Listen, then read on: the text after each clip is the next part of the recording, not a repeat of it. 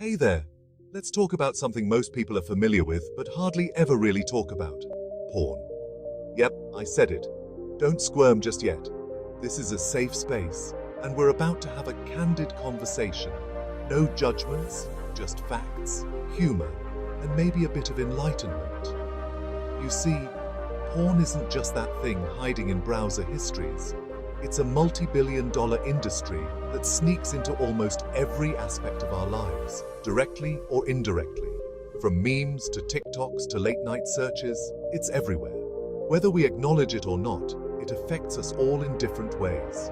So today, let's take a deep dive into what this really means for us. Think about it. Porn is just everywhere, and the numbers back that up.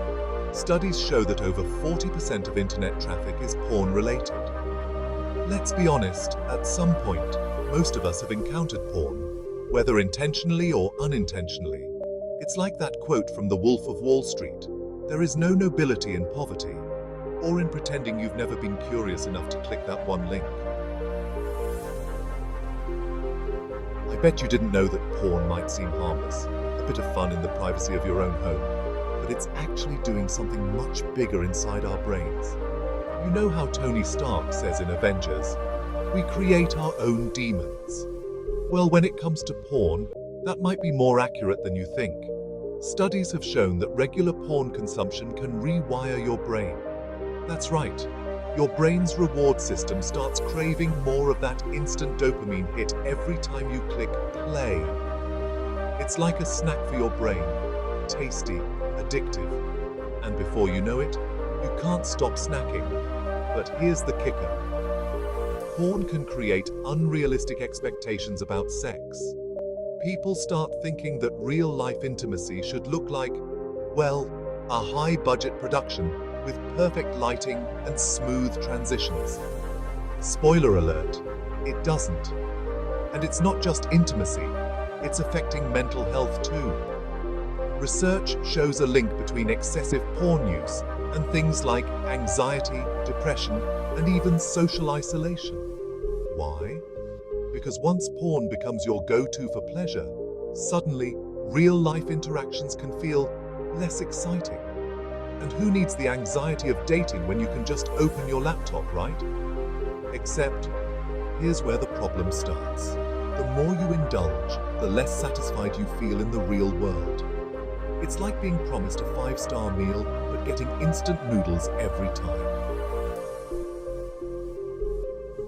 Here's the part they never show in movies. Porn can mess with your love life. Picture this. You're in a relationship. Everything seems fine, but then, bam! You realize that your partner's porn habits are actually getting in the way of your connection. You're expecting The Notebook, and they're acting like it's 50 Shades of Grey. Not ideal, right? Studies have found that excessive porn consumption can lead to lower sexual satisfaction. And yes, people start to prefer the fantasy over reality. This can even lead to what's called porn-induced erectile dysfunction. Yep, you heard that right. So, while porn might seem like a harmless escape, it can actually cause long-term harm to real-life intimacy. It's not just romantic relationships either. Porn can make social interactions harder. The more you isolate yourself behind a screen, the less likely you are to build real emotional connections. So, while porn might be fun in the moment, it can leave you feeling disconnected afterward. What's something people don't know about porn? Depending on where you are in the world, talking about porn is either totally taboo or just part of the conversation. In some cultures, even mentioning the word will get you side-eyed harder than if you've said you hate Game of Thrones Season 8. In others, it's discussed more openly, as part of modern relationships. But here's where the problem lies. As porn becomes more normalized, especially among young people, we risk distorting what intimacy should look like. The average age of first exposure to porn is now 11 years old. Can you imagine? Most kids haven't even figured out how to talk to someone they have a crush on, but they've already seen more adult content than some adults. Addiction and recovery. Now let's talk about addiction. Yes, you can get addicted to porn, It's not just something that affects your late-night habits. This can start to spill over into everyday life. Imagine trying to work but constantly getting distracted by your need to check out the latest video. You can't focus, productivity drops, and it starts interfering with your relationships. It's like being stuck in a never-ending episode of Black Mirror. The good news is, if you're struggling, there's help out there. From support groups like NoFap, yes, that's a real thing, to therapy, there are ways to break free. And trust me, life gets a whole lot better when you're not glued to your screen 24/7. We're also living in an age where technology is changing everything, even porn. With advancements in VR, virtual reality, and AI, artificial intelligence, the line between fantasy and reality is getting blurrier. VR porn is like being in a real-life Ready Player One scenario. Sounds exciting, but it's also a little scary. Imagine living in a world where people start choosing virtual experiences over real human connection. We're talking full-blown sci-fi here, folks. Here's another problem. Porn has, for some reason, become a substitute for real sex education. In an ideal world, people would learn about intimacy, consent, and respect through proper education, not a highly dramatized, unrealistic video online. But instead, many people, especially teenagers, are learning the wrong lessons from what they see. It's like expecting to learn how to cook by watching MasterChef. Sure, it's entertaining, but that's not real life. Real intimacy is about communication, consent, and connection, something porn tends to skip over. So let's advocate for better, healthier conversations about sex. Some might argue that porn is a moral issue. Different religions have different takes, whether it's viewed as sinful or just another temptation to avoid. It's like that scene in The Devil's Advocate, where Al Pacino says, "Look but don't touch, touch but don't taste, taste but don't swallow." For many, porn feels like walking that moral tightrope, constantly balancing between curiosity and guilt. Some spiritual teachings argue that indulging too much in material pleasures like porn distracts us from higher purposes. Take Buddhism, for example, which preaches mindfulness and control over desires. Porn, in this context, is like giving in to the mind's cravings without awareness, which can lead to suffering, not just emotionally, but spiritually. But this doesn't mean we need to become monks to lead a balanced life. The point is to understand the potential consequences of indulging in something that could, over time, take more than it gives. Let's not forget that the legal side of things is pretty important too. In some places, you can casually stream a few videos without a second thought, but in others, just possessing certain types of porn could land you in some serious legal hot water.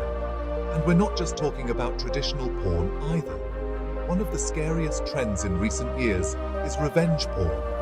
Imagine trusting someone with intimate moments, only to find out they've shared them with the whole internet. It's like that meme-worthy scene from Game of Thrones when Cersei finds out about the betrayal and screams, "Shame!" But way, way worse. But seriously, this isn't a laughing matter. Revenge porn has ruined lives, and many countries are now introducing strict laws to combat it. So, whatever you do, make sure consent goes beyond the bedroom and into the digital world. All right, let's tackle the elephant in the room. Porn, and that thing it usually leads to. Masturbation. Yep, we're going there. In fact, let's throw in a quote from Superbad for good measure. The point is, everyone's doing it. And to be honest, it's not the act itself that's the problem. Scientists say masturbation can be healthy.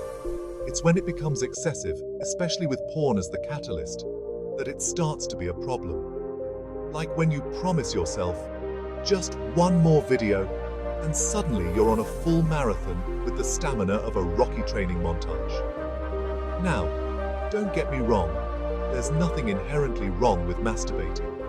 But when porn becomes the only way to get that satisfaction, it can lead to a pretty unhealthy cycle. Studies have shown that excessive masturbation driven by porn can actually desensitize you, both emotionally and physically. What might seem exciting at first can turn into a constant chase for more extreme content to feel that same rush. And when it's time for real-life intimacy, well, things might not work the way they should, if you catch my drift. You need to watch this if you struggle with understanding the impact of porn. So, what's the takeaway here? Is porn inherently bad? Not necessarily. It's more about how we use it and how much control we have over it. If porn becomes an unhealthy escape or starts interfering with relationships, mental health, or productivity, it's time to take a step back and reevaluate. Remember that famous line from Spider-Man?